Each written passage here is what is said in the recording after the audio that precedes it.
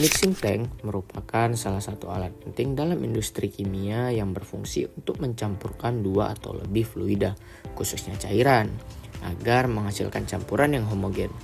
Dalam sistem liquid-liquid terdapat beberapa jenis proses. Yang pertama ialah dissolution, yaitu pelarutan suatu zat ke dalam cairan hingga membentuk suatu larutan yang homogen. Selanjutnya ada emulsification, yaitu pencampuran dua cairan yang tidak saling larut, contohnya seperti minyak dan air dengan bantuan energi mekanik. Yang terakhir yaitu dispersion, atau penyebaran suatu fase cair ke dalam fase cair lainnya dalam bentuk tetesan kecil. Nah, melalui video ini kami akan membahas lebih lanjut mulai dari bentuk alat, prinsip kerja, hingga perancangan sistem mixing yang sesuai dengan kebutuhan proses. Mixing tank dirancang tidak hanya dari bentuknya, akan tetapi juga dirancang komponen lain seperti baffle, impeller, dan lain-lain. Tangki biasanya dibuat berbentuk silinder dengan dasar melengkung. Dimensi tangki ditentukan dari rasio tinggi terhadap diameter supaya sirkulasi fluida bisa terbentuk dengan stabil. Di dalam tangki dipasang impeller sebagai pengaduk utama. Impeller ditempatkan di posisi tertentu yang umumnya di tengah. Pada dinding tangki ditambahkan baffle yang biasanya berjumlah 4 yang dipasang vertikal untuk mengarahkan aliran dan mengganggu putaran fluida yang terlalu terpusat.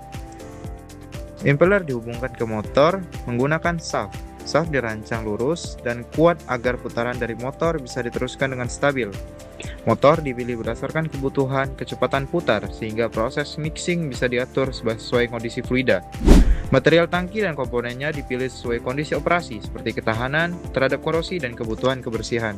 Prinsip kerja dari liquid-liquid mixing adalah dengan memberikan energi pada pengaduk sehingga fluida dapat bergerak, bersirkulasi, dan bercampur dengan merata.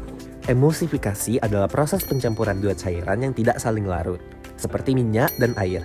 Dengan bantuan agitasi atau pengadukan kuat, energi dari impeller menghasilkan gaya geser atau shear force yang memecah salah satu cairan menjadi tetesan-tetesan kecil atau droplet, lalu menyebarkannya merata ke dalam cairan lainnya. Pada dispersi, satu cairan disebarkan sebagai tetesan kecil ke dalam cairan lainnya. Agitasi menjaga tetesan tetap tersebar merata dan mencegah pemisahan kembali karena gravitasi. Pada sistem liquid-liquid, satu cairan larut ke cairan lain. Agitasi memperbesar kontak cairan dan difusi agar mempercepat terjadinya campuran homogen. Berdasarkan 3 pola alirannya, yang pertama aksial, aliran atas bawah yang cocok untuk homogenisasi. Dan yang kedua radial, aliran ke samping. Dan ada tangensial, yang alirannya memutar dan bisa membentuk vortex. Dalam proses pencampuran cair-cair, pemilihan agitator atau impeller sangat menentukan keberhasilan mixing. Terdapat beberapa jenis impeller yang umum digunakan seperti propeller, turbin, pedal, dan high shear mixer. Setiap jenis memiliki karakteristik aliran dan fungsi yang berbeda.